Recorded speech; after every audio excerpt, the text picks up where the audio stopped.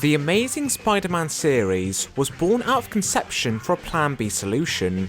If Sam Raimi was unable to deliver Spider-Man 4, which while in their contract with Marvel, that Sony could retain the movie rights to Spider-Man as long as they made one within a 7 to 8 year span, meaning that their most recent Spider-Man movie, Spider-Man 3, released in 2007, that they had until 2015 to make one, but they were really pushing Sam Raimi to release Spider-Man 4 by 2011. Looking at the time frame, Sam Raimi knew that it wasn't a realistic possibility, as he felt that if he went for the studio's release date, he would have made a film lower in quality than Spider-Man 3, a film that the director was not too pleased with, so Sam Raimi called it quits. Sony went on full steam ahead with the Amazing Spider-Man film, a reboot to the series that only had 2 years of production. Because the Tobey Maguire movies largely skipped over Peter Parker's high school days, they wanted to bring the direction of the new series. To explore Peter's social life at school, the budgets would be significantly lower, with the execution of the movies emulating the Dark Knight approach with a dark and gritty world.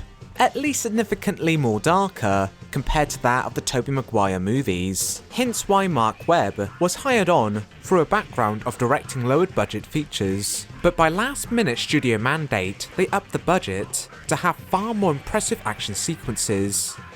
When The Amazing Spider-Man was released in 2012, it turned positive to mixed reception.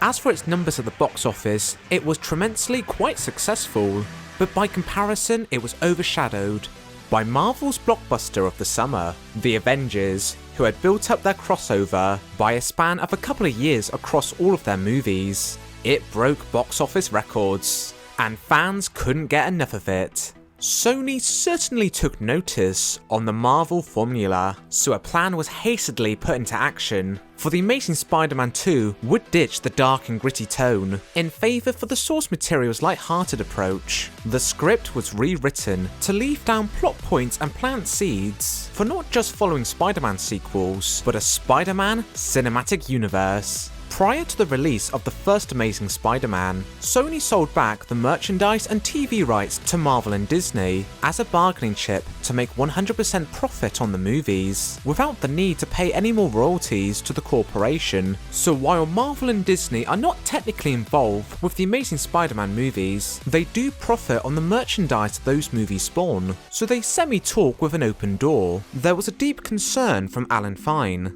Marvel's entertainment president, along with Marvel's president Kevin. Both were very critical on the Amazing Spider-Man 2 storyline, the same constructive feedback that would be later on shared amongst movie reviewers and the general public. They tried suggesting ways to fix the movie in post-production, but producer Avi Arad was having none of it. You set me up. No, I'm trying to help you. Let me help you. They were also baffled that if Sony wanted to make an expansive universe, then why not just continue onwards with the Tobey Maguire series, finding the concept of the rebooted series somewhat unnecessary.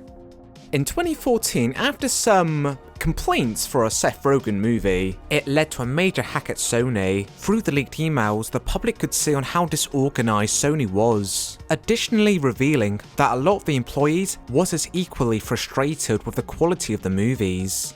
Some of the emails by Amy Pascal revealed that if Sony wanted to continue forward with the cinematic universe, The Amazing Spider-Man 2 needed to be a billion-dollar movie. Long story short, it simply wasn't. Upon the disappointing results of The Amazing Spider-Man 2, overnight, Sony cancelled nearly all of the spin-offs and sequels. While there may have been an estimated 30 movies, they were more than likely just exploring every possible idea.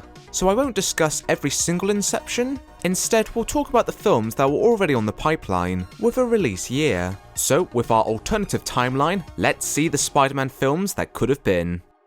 Which we shall get straight into, but first, if you've enjoyed this video so far and would love to see more like it, then please consider to like and subscribe, as it would be very much appreciated, and I can convince my parents that YouTube's a viable career. Right, back to the video now. 2 years later, we would have had Venom. The concept of the film actually predates the Amazing Spider-Man films. even the Tobey Maguire trilogy, as it was originally idealised in 1997 that eventually Venom would get his own series. The film would of course star Eddie Brock, and would have laid down the foundation for Carnage to be featured in later Spidey installments. Next up, in early 2017, would have been a Black Cat movie, which in the Spider-Man comics, she's sometimes a villain, a love interest, or an anti-hero. The villain would have been Kingpin, interestingly enough, since he has a shared history within Spider-Man and the X-Men comics. He's got a shared ownership of movie rights between Fox, Sony, and Marvel, so he could have simultaneously appeared in 3 different cinematic universes. Black Cat would have been routed as a soft prequel towards Sinister Six. Later in 2017, we would have had the most drastically different Spider-Man film yet, Spider-Man 2099, starring the character Miguel O'Hara, who would have been the future Spider-Man. The ending would have had him gone back in time, in the 2010s New York. Then, for a possible sequel, as he's trying to figure out a way to get back to his present time, he would have encountered his young grandfather, which he ends up protecting him from Scorpion, to ensure his family lineage continues. The plot being a cross between Spider-Man and Terminator. In 2018, we would have finally gotten back to a solo Amazing Spider-Man movie. In the 3rd installment, Mary Jane would have been the love interest, with Venom being the villain of the piece. Following along from the Amazing Spider-Man 3 in 2019, we would have had Carnage, which would have been the closest resemblance to the Avengers, as it was going to take a team of superheroes to take down Carnage, as the following team would have featured Peter Parker, Venom, Black Cat, and Spider-Man 2099. And ironically, our 6th film in this timeline would have been Sinister Six. Norman Osborn, who died in the Amazing Spider-Man 2, would have been resurrected to be the Green Goblin. And then the other villains would have been Rhino, Kraven, Vulture, Doc Ock, and Mysterio. And there you have it. That was Phase 1 of the Amazing Spider-Man Cinematic Universe. Now, there are some other Spider-Man films that didn't have an initial release date but could have followed suit after these films, such as The Amazing Spider-Man 4 would have seen Peter Parker fight against the Sinister Six. There was about 6 Amazing Spider-Man films that were planned, along with the consideration of making an Aunt May prequel. There were ideas for a Silver Sable movie, which would have been a team of anti-heroes, so an in-between of the Avengers and Suicide Squad, and would have introduced the possibility of interdimensional travel, which by this technique, the team meet a parallel female Spider-Woman, who is Gwen Stacy. Actually, funnily enough, Gwen Stacy's death was something that they wanted to re-rectified, as the chemistry between her and Peter was the highest pinpoint that was appraised by audiences, so they were desperate to revitalise her. Considerations to bring her back into the series was to maybe have Carnage as a drastic backfiring of trying to resurrect Gwen Stacy by using Peter Parker's blood. The next Spider-Man film may have been a mequel, set between the events of the 1st and 2nd movie. Under the working title of The Amazing Spider-Man and Kraven, Norman Osborn would have been the villain of the Green Goblin, where the events in this story would lead to his death in the 2nd movie, as well as this film would have given closure to the Gwen Stacy story arc, although the furthest film in development was the Sinister Six spin-off, aiming for a release in either 2015 or 2016, although concerns rose from Sony that the project may have been compared to Suicide Squad.